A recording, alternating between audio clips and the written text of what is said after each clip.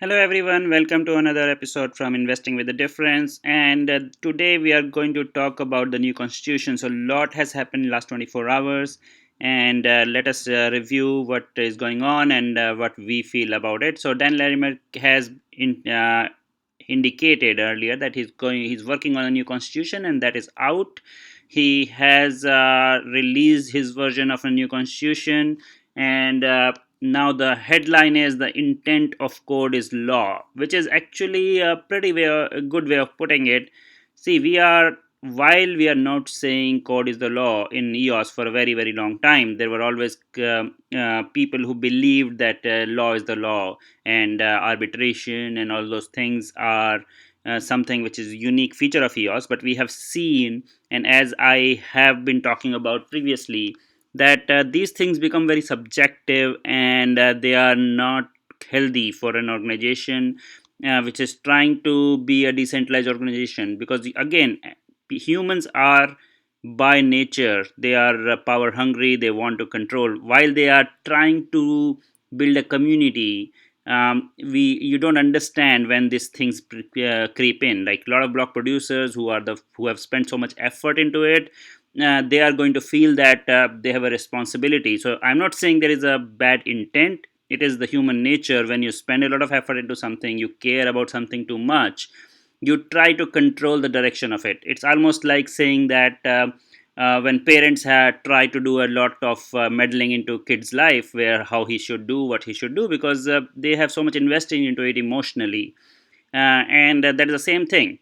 Now, what Dan Larimer is saying is we need some objective boundaries, and the purpose of arbitration or purpose of any kind of governance should be to look at these objective boundaries, and the only way it is possible is to put this under a contract. So he's saying that we need to make sure that it is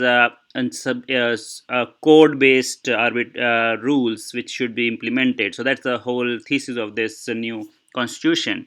And he also suggested that like people are asking what do you do in case of stolen keys, and his idea was that you can always set it up as a proof of ownership objective, and this has to be a smart contract. Now, let me tell you how he's suggesting this. So he's saying that in a protocol level dispute resolution, you can always focus on who, like, you have to make sure that you are only looking at the code, and in that case you can create an opt-in feature of a Ricardian contract, which you give that contract the keys on your behalf. So what you're saying is that contract is protecting you, and that any transfers within the contract are subject to dispute resolution, and then you can have arbitration come in, and this can delay your of course you can delay your withdrawals and so on. And this is something which should not be enforced on people. It should be an opt-in feature. That is a pretty good idea. And once you are into that smart contract, then you are actually agreeing to this arbitration process. So this opens up the door for people to go and look for the protection of their keys.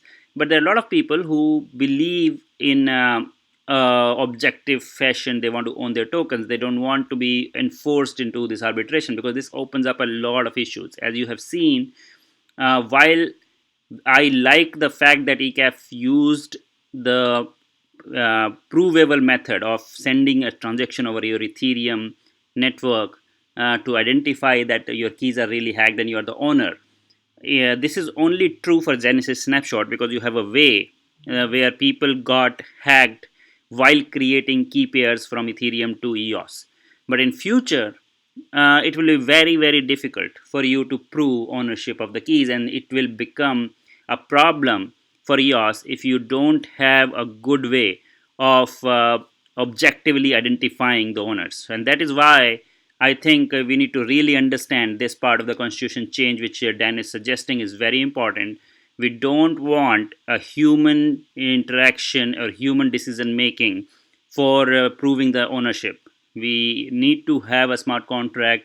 We need to have some rules and there will always be a case where you will have parties getting hurt, because this is a simple law system where, even though we want to believe that law is always fair, it's not the case. It's always the influential parties can always get a decision in their favor, and propagandas can be made against one another. Now, what is going to be the new so what is going to happen now? You need to understand that once this new constitution is proposed, there it cannot come into effect unless there is more than two-third votes are placed in favor of this.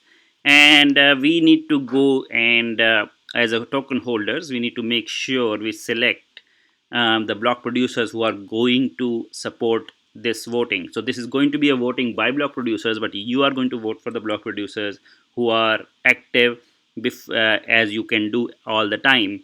So what is happening is block.one has actually, one thing is they have confirmed that they will be voting as EOS community member. That is a great thing, because see, the thing is, the EOS, you have to focus on building apps, you have to focus on progress of the blockchain. We are too bogged down right now with all these human based governance issues, and block.one is trying to move forward, and they have I really believe they should exercise their vote. Many people are against it, but it's way better than what is happening right now. Right now, the exchanges are voting. They have no interest in the future of EOS. They're only looking for day-to-day profits. They want to be the top block producer. They are voting for themselves. They have accumulated a lot of EOS. And what is block.one doing? They are committed to building apps. They have raised a lot of funds. They are working with VCs, and they are really invested in it. They have 100 million tokens which are not, they cannot withdraw right now. They can only withdraw over the next 10 years. So they are invested in EOS for 10 years. So I would say they should vote. They have a right to vote, and they should make sure they help choose block producers who are following certain principles, and they have mentioned those. And plus, I think they should. The key thing which they are doing this for is to make sure that the new constitution is accepted. And as a community member for EOS, I would say that I fully support this, and I would recommend that everybody should vote for the block producer who are going to support this new constitution. So that is our take on it. And as I said, it is time to move on. We need to focus on the good part of EOS. While this governance experiment was did not go as well, I think this was not a great thing. I think then I would say that this is something which block.one missed out. They were hoping that everybody is good and there will be good community will get something good out of it. But unfortunately, humans are not to be trusted with decision making without objective rules, and that is what I think new constitution is bringing. And I would say that all of us should support it. So that is my take on it. Again, it has just come out, and it is a very very early take from me. So remember, means I am always willing to learn, and there will be times maybe somebody can convince me that I'm wrong, and I'm willing to listen to that. And of course, I will be spending more time on reading what the community is saying, what are the counter views to this, and then if somebody can convince me, I can change my mind. But at this moment, I'm still convinced that this is the right way to go. Again, thanks for joining and to listening to me.